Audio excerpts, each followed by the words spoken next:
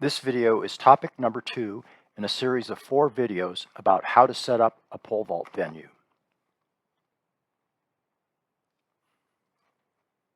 The Cambridge Dictionary defines safety as a state in which or place where you are not in danger or at risk.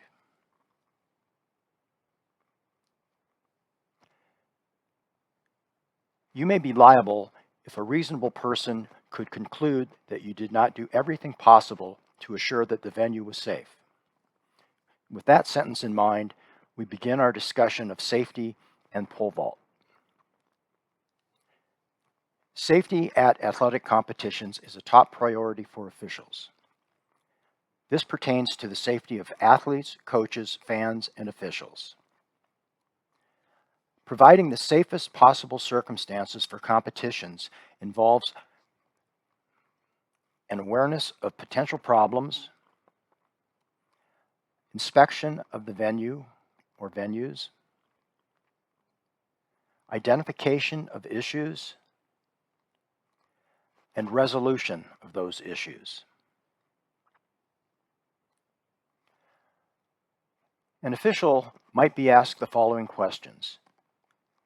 Did you inspect the venue, including the positioning of the collar around the box, prior to any competitor being given access to the venue? Was any discoverable hazard found? What steps were taken to address the hazard? During the course of the competition, what steps were taken to make sure that no one interfered with a competitor approaching the bar? Was the area around the landing surface checked in advance of warm-ups and during the time jumping was occurring to be sure it was free of hazards? Because we live in a litigious society, you should do all that you can to make sure that the venue is safe before every competition. Remove unnecessary items from within 10 feet of the landing area. Move the box plug well away from the pit so no one will trip over it. Chairs for officials should be placed far enough from the pit that an athlete cannot land on them if they abort an attempt. Keep spare crossbars and extenders, after they're removed, in an area that won't be stepped on. Fold and flatten the landing area cover and place it behind the pit.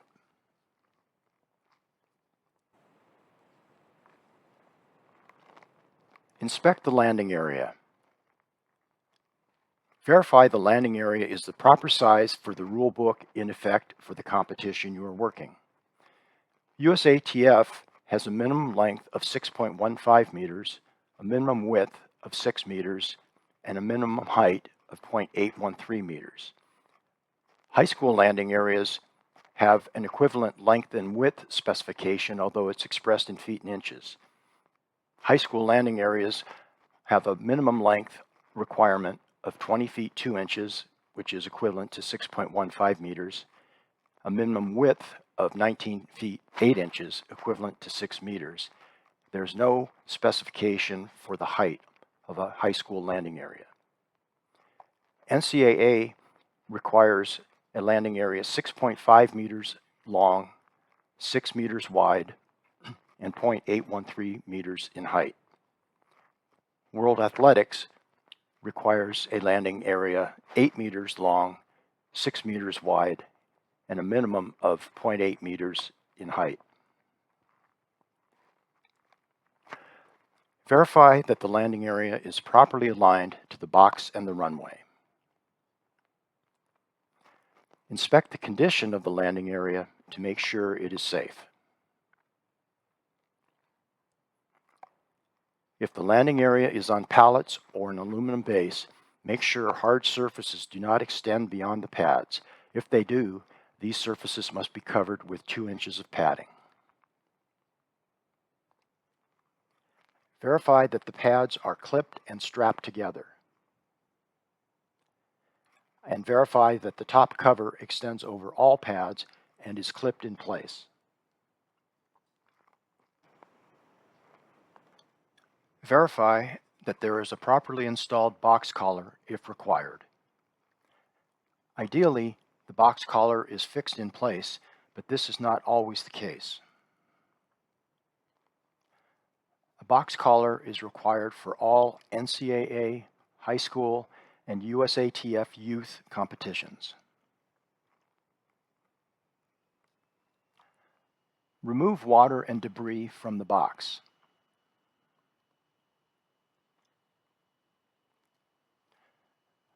A marine bilge pump works great for removing water.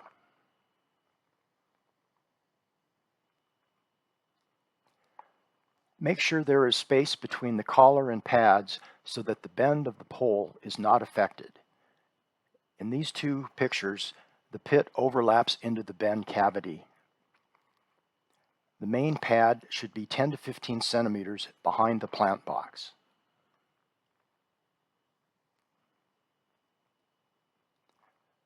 Cover exposed hard surfaces with 2 inches of padding.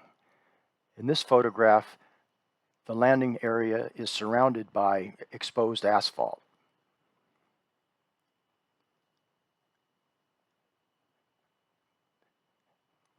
Exercise pads were purchased that have 2 inches of foam, making this area much safer.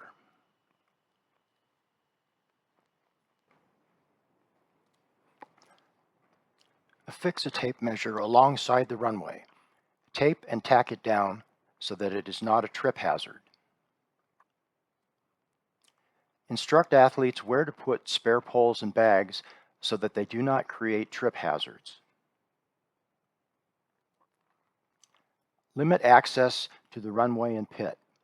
Warm-ups should be supervised by an official.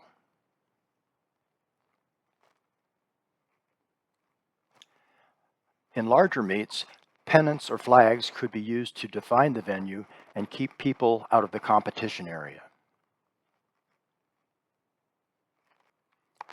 Avoid conflicts with other venues. The finish line can interfere with pole vault. This picture shows Sacramento State. The end of the pole vault abuts the finish line area. Athletes could be milling behind the pit, or athletes could walk through the pole vault venue as they exit the finish area. You may need to have a marshal direct athletes away from the pole vault in such a situation. High jump is another event that could interfere with pole vault. Often, the two events are adjacent to each other.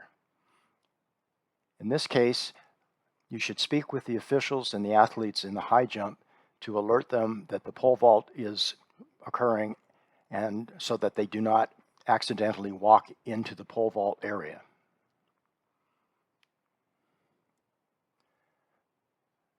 Don't forget to look beyond the areas just next to your event. This is a situation at Stanford University where the discus cage is near the pole vault runways on the backstretch. During warm-ups, it was observed that some discus throws landed very near the runway where athletes were congregating. We decided to clear the athletes out of that area and station a marshal observing the discus so that in case an errant throw came that direction, people could be alerted.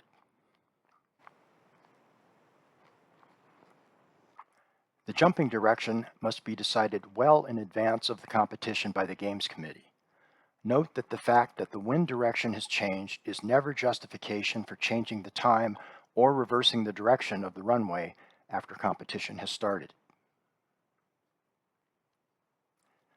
No electronic devices are allowed in the competition area. This means no headphones, cell phones, or other devices. Warm-ups should be supervised by an official.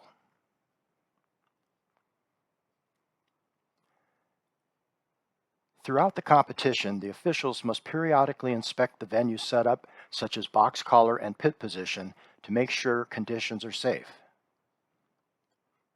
When a safety issue is detected, officials should stop the competition and immediately correct it.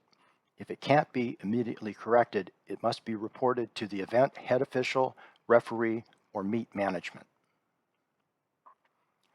When an incident or accident occurs, it should be recorded and reported.